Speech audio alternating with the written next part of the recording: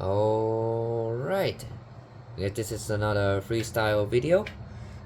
Since Misschanger had been picking up some momentum and people start talking about how they're gonna be building them, I suppose I need to put this video out as soon as possible.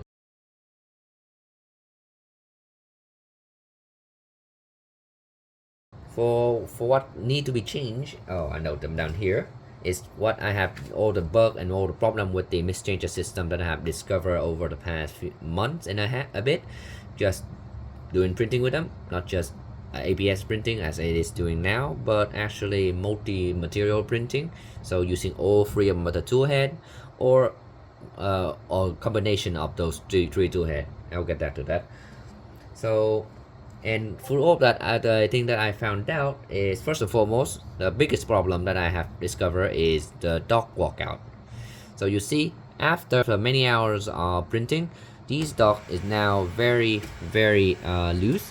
So I can easily push them loose on one finger like that, and that is a major problem because due to the way they designed, the Misschanger does not have a top hat yet. And I'm not too sure if I even should do one, because that would constitute to creating more printed part that may or may not be needed. But that is still in the back burner for now. Anyway, because there's no top hat, the umbilical right there you see are all like curved to the side, because at some point they all have to hit the roof of the enclosure and curve like that, and at some point, if you do a large print such as this LTT screwdriver box here, if you do something like this, you the print head gonna be moving back and forth between the two end of the bed, which would eventually cause the umbilical to crash into each other. And what that means is they're gonna tug on each other over time, and if one of the two head was not in use in that particular print, and more specifically I'm talking about this print here, where there was this is a multi-material print where I use POA to support the print, but I only use one color in PDG, so that's just a two head system. And what I discovered when I make this is, after about that far in printing, so roughly what 6 hours in, the two head, that is this one in particular specifically, start to be walking out of where it's supposed to be docked. So the two head will be sliding backward towards the center of the bed, and the dock itself is gonna slide right towards the opening position, and eventually the whole thing just dropped down. It did not fall off the dock per se, but it fall into a position where it will start crashing if the two head trying to pick it up at the end. That is one of the critical problem that need to be fixed, and I don't consider Misschanger to be ready for anybody unless that one is done. Alright, I believe I have rambled long enough on terms of the small thing and how they fix. Let's get back to this thing here, and that is which how I'm gonna deal with the walkout issue, which is the major issue that I mentioned before. Yeah, I really should have just said this at the beginning, huh? But anyway, the way that I'm gonna be preventing the walkout issue is twofold. First, I add these two little M3x10 countersunk bolt onto the dock side, and I add a pair of magnets onto the tap and chain system. So this is where the two head gonna mount to, and when it docked,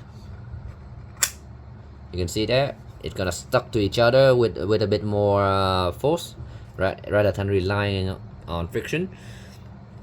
And I use the same thing for the dock clamp and the dock mount itself, and that is I just add a pair of N52 magnets in there. So there's one there and there's one there, and they attract each other. So once again, hopefully this will solve the dock walkout issue, and that is what gonna be the big change for Misschanger. Because of that, unfortunately, these will all need to be replaced. What was there before in the beta 1, give me a week or two, and these files should be all available. The document will trail behind like always. The next problem is well, less so critical, and it's the durability of the Misschanger system itself. No, more particularly the tap and change system, so which is this little component here. Well, this is the updated version. We'll talk about that. But in the original version, that is the one that is in all these three tool head here, the wall on the sides of this piece here, right there, is very thin. That will not is too thin and too flimsy for most people to be able to push a magnet in there or both sides without cracking the wall. So what I did here on this version is that I'm just make that wall slightly thicker, well, as thick as I could, so it's twice as thick as it was before. Obviously, the risk of cracking the piece right along the layer line is still there, but it's significantly less. The next thing I had noticed in the this current version of Misschanger, that is beta 1, is how close the tool head is to the door right here.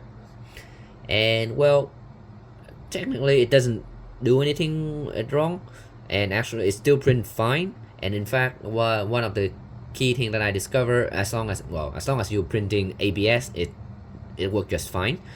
But nevertheless, I would like to see there to be a bit of a gap between the tool head and the door. So if you can actually hear this right now, because the printer is shaking, and I can hear the tool head slamming against the door from time to time. So that's something I want to fix. Not critical, but something I want to fix. I believe the easiest way to do so is just to add a printed spacer to the behind all of these hinges around the door, to push the whole thing forward about 4 millimeters or so, and then fill in the gap between the door and the frame with some foam tape. And that's not too bad of a fix either, because that's not something that is like replacing old Misschanger part. It's just adding to the system, so that's fine. And the last problem that I have ran into, and that is the nozzle plug being degraded by PETG. So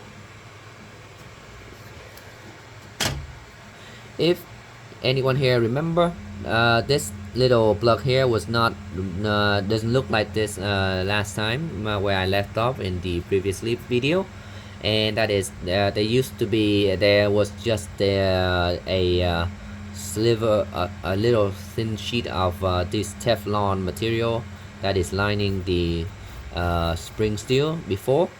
However, what I discovered when I swapped to playing with PETG is that PETG stick very well to this Teflon material, and it just it's not very well, but it stick well enough that it will slowly degrade the Teflon over time.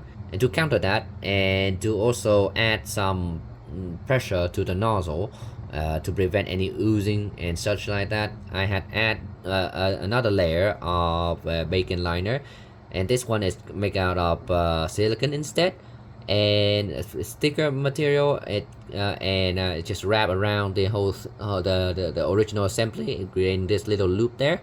This little thing create enough pressure to push against the nozzle to prevent the PETG to ooze out whenever they are doctored, and that worked very well. So that's one's good. And once again, more thing, if you like what I'm doing, click like and subscribe. If you want to contribute to the project, I had included the link to the GitHub repository down below, as well as my buy me a coffee, my Ko-fi, and my PayPal for all who wish to support my caffeine edition. And yeah, and of course some of my models, such as this guy thing here, which is the LTT print in place case with multi-material as well, are available on printable.